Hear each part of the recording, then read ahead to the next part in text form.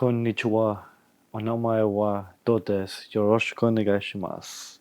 How you guys like my Japanese? Pretty on point, right? I've been practicing Japanese again. I know I'm just learning the basics right now, but hey, let me be. What's up, Kasoku? Welcome back to another Unlimited Do episode. I'm your host, Do, and today, for the first time on this channel, we are gonna be reviewing a manga. That's right.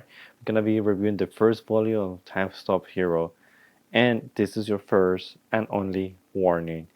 We are gonna be having some spoilers, and I might try not to go like full on spoilers, just like maybe some minor spoilers.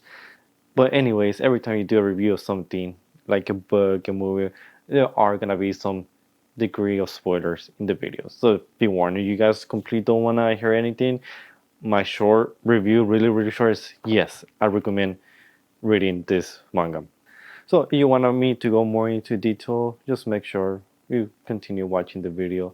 And before I forget, don't forget to subscribe, comment, like. Every like, every subscribe, every comment, it actually helps my channel. Also, if you're into podcasts, you could listen to our podcast called The Samurai Summit and Otaku Podcast, which will talk about anything anime related. Could be from music, movies, video games, trading cards, stuff like that. Which, by the way, talking about the trading cards, there's a new One Piece coming out this year. That's right, new One Piece card game.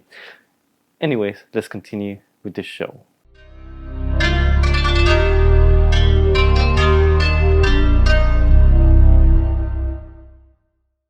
So I went to Barnes & Noble in search of a new manga to read. I came upon the manga Time Stop Hero. The title sounded interesting, so I decided to pick it up.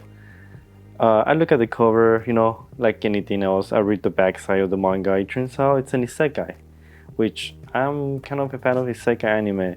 I mean, who doesn't really like isekai, right? Who doesn't love Truck-kun coming out of nowhere, killing the MC?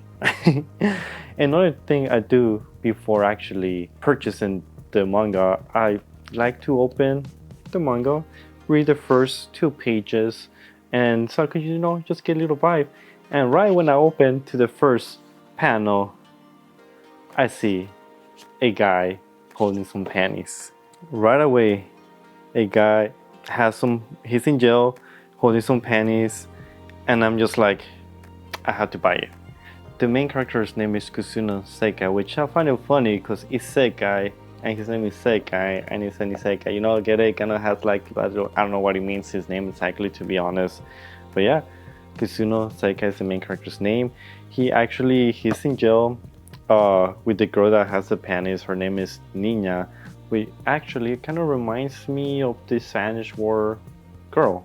So it's a weird name. So he wakes up, in this town,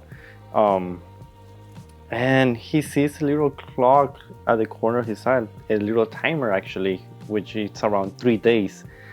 And he has a remote control that looks like those old school Nintendo controllers. And with that, he stops time. And I think it's pretty cool. So the first thing that he does, he stops time, and then he starts pulling off the skirt for every female in town, back to back. And they say like, oh, it's real. And yeah, he knows about, RPG games and all of that. A timer in a video game means that you have to finish a quest or something before the timer runs out. You lose, you die. So he doesn't know why the timer is counted down. So the whole point of the manga is figure out. He goes into different quests.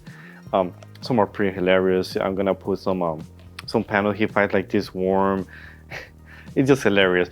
So he has 3 days to figure out how to stop the timer, because he believes he is gonna die after the timer reaches 0.